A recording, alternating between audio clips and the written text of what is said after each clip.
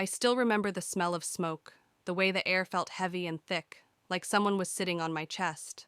But what I remember most is the girl who was on fire. It started the usual way. My friends and I were excited to visit Dubai, a city full of glittering lights, towering skyscrapers, and endless shopping. I had just turned 14, and I thought I was too cool to care about the rules. My mom told me not to wander off, but we had just found this small alleyway filled with old shops and interesting knickknacks. One store caught my eye. Its windows were cracked, and the door creaked loudly when I pushed it open. Inside, the air was filled with the smell of burnt incense and something else. Something that felt wrong, like a warning bell ringing. "Look at this!" my friend Sarah exclaimed, pointing to a dusty old lamp. After a bit of teasing from the store owner, we bought it for a few dirhams. It was just a silly souvenir, or so we thought. That night, my friends and I decided to light a candle and have some fun with the lamp. We wanted to pretend we had awakened a genie. We lit the candle sitting on my makeshift desk and began to joke about what our wishes would be. Laughter filled the room, but it all started to change when the flame started flickering wildly. And that's when I saw her. In the flickering light of the candle, I noticed a figure standing by the window. It looked like a girl, but as I squinted, I realized something was terribly wrong.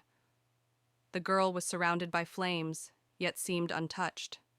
She looked right at me, her eyes glowing a fiery red, and I felt a chill run down my spine. "Help me." Her voice was low and haunting. I couldn't breathe. I was frozen. I wanted to tell my friends, but they were laughing, thinking it was all a game. Suddenly the flames grew brighter, and I felt heat on my skin. Real, burning heat. My heart raced, and I screamed.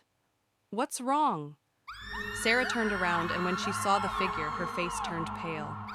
The laughter stopped instantly, replaced by a thick silence. "Get it out! Make it go away!" I yelled.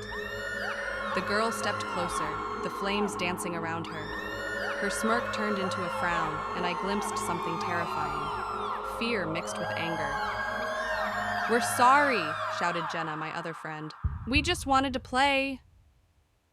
The girl continued to stare, and the fire intensified. Just as I thought we were going to be burned alive, everything went dark. The candle flickered out suddenly, leaving us in total darkness. When we finally got the light back on, the girl was gone. We searched high and low, terrified she might still be in the room.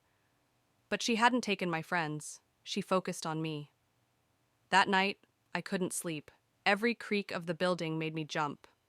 I learned a valuable lesson. Some things should not be played with. We had disturbed something that was not ours to touch. The next day, we returned to the store trembling and scared. The shop owner, an old man with wise eyes, looked at us with a knowing gaze.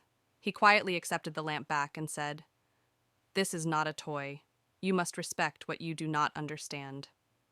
We all learned something that day. Curiosity can lead you to places you don't want to go. You don't always have to explore every shadow or every mystery, especially when it can bring danger. I may still hear whispers when the wind blows at night, reminding me of that burning girl. But the scariest part isn't just the girl in the fire. It's the knowledge that some dangers appear when you least expect them, in places you thought were safe. And to this day, I avoid alleyways and strange lamps. There are some mysteries in this world that are best left undisturbed. So be careful what you seek. Remember, not every light is a guide.